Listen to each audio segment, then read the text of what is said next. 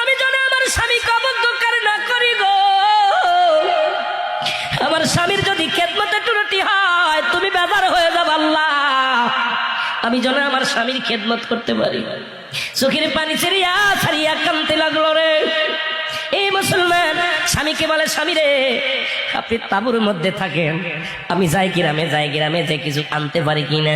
স্বামীকে ওই তাঁবুর মধ্যে রেখে কুড়ে ঘরের মধ্যে রেখে গ্রামে যায় কাজ করতে।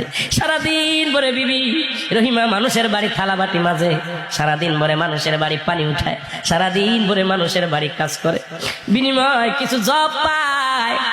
এই জবগুলো আনিয়ে রুটি বানায়, খানা খায়।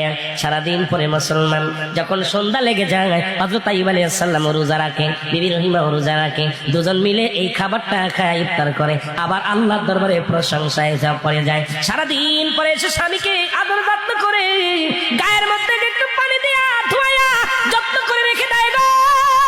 আবার সন্ধ্যার পর ইফতার করার পর স্বামীকে আদর যত্ন করে মুসলমান। এভাবে কাটতে লাগলো।